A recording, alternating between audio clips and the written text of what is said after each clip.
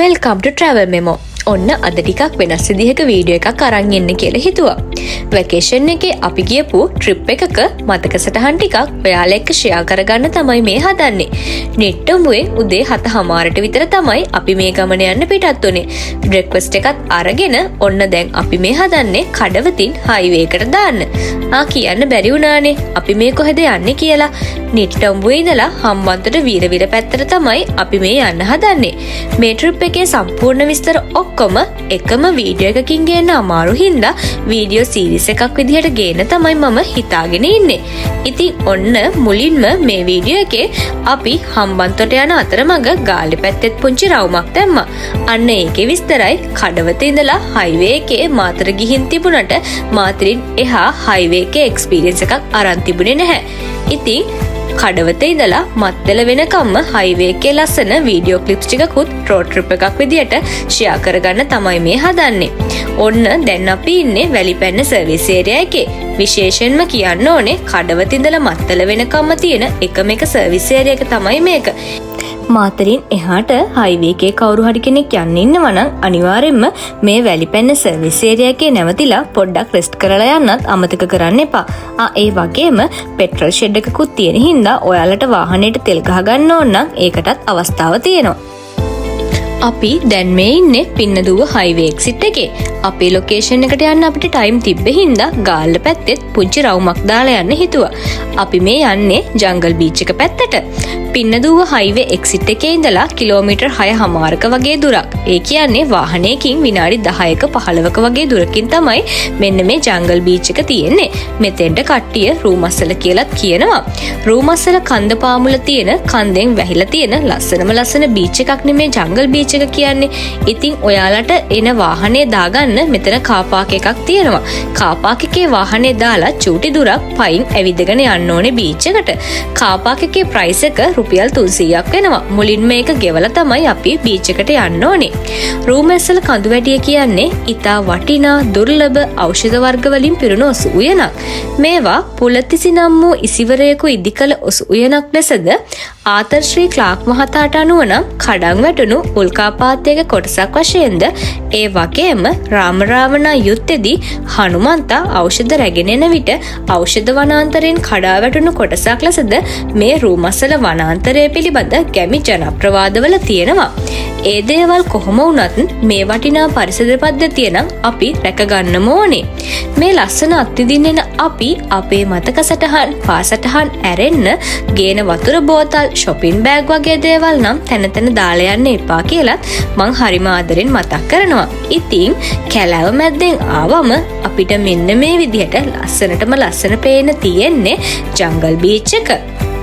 මේ හරියේ මුහුද වැඩිපුර ගැඹුරු නැති හින්දා ඔයාලට නාන්න නම් මේක කියාපු තැනක්.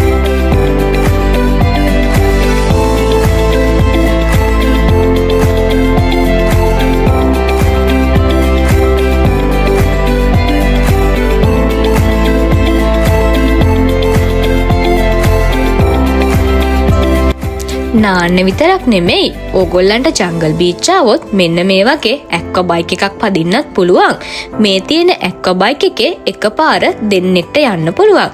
ඉතින් ජෙට් ස්කයි රයිඩ් එකක් යන්න කැමති ඔයාලට මෙතන ඒකටත් අවස්ථාව තියෙනවා. මේකේ ප්‍රයිස් එක වෙන්නේ කපල් එකකටම රුපියල් 10000ක්. ඔයාලට මේ ප්‍රයිස් එකට මේ ඇක්වා බයික් එක විනාඩි 15ක කාලයක් පදින්න හම්බෙනවා.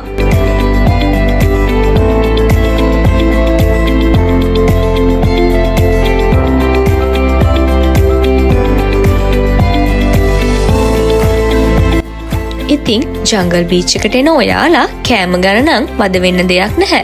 මෙතන රෙස්ටොරන්ට් කීපයක්ම තියෙනවා ඔයගොල්ලන්ට කෑම ගන්න. ඉතින් සීෆුඩ් වලට කැමති ඔයාලට සීෆුඩ් try කරන්න නම් මෙතන හොඳ chance එකක් තියෙනවා.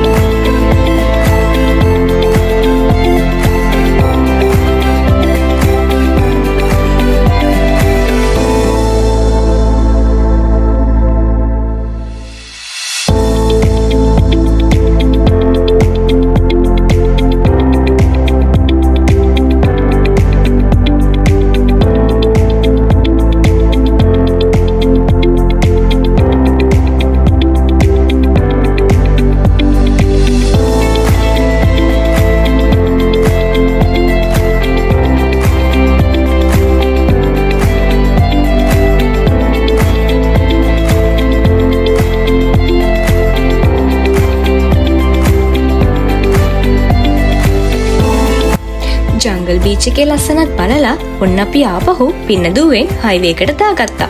මෙතන ඉඳලා අපේ ලොකේෂන් එකට කිලෝමීටර් 137ක් දුර යන්න තියෙනවා. මාතරින් එහාට නම් හයිවේ එකේ ලොකුවට වාහන තිබුණේ එහෙම නැහැ. ඉතින් අපේ ලොකේෂන් එකට යන්න අපිට මත්තල හයිවේ එක්සිට් එකටම යන්න ඕනේ. එතන ඉඳලා කිලෝමීටර් 25ක් වගේ දුරක් අපේ ලොකේෂන් එකට තියෙනවා. ලොකේෂන් එක කියලා කිව්වට මම තාම කිව්වේ නැහැනේ අපි මේ වගේ ලොකු දුරක් ගෙවාගෙන කොහෙද මේ ආවේ කියලා. ඉතින් මෙන්න මේක තමයි අද අපේ නවාතැන. ඩබල් ට්‍රී බයි හිල්ටන් වීරවිල. ලංකාවේ තියෙන ග්‍රීනරි වලින් පිරුණු ලස්සන 5 ස්ටාර් හොටෙල් එකක්. ඉතින් අපේ ඊළඟ වීඩියෝ එකෙන් මේ හොටෙල් එක ගැන ෆුල් රිවිව් එකක් ගේනවා. ඒ වීඩියෝ එකෙන් හම්බෙනකන් ගිහින් එන්න. අපේ channel එක තාමත් subscribe කරලා නැත්නම් channel එකත් subscribe කරගෙන යන්න අමතක කරන්න එපා.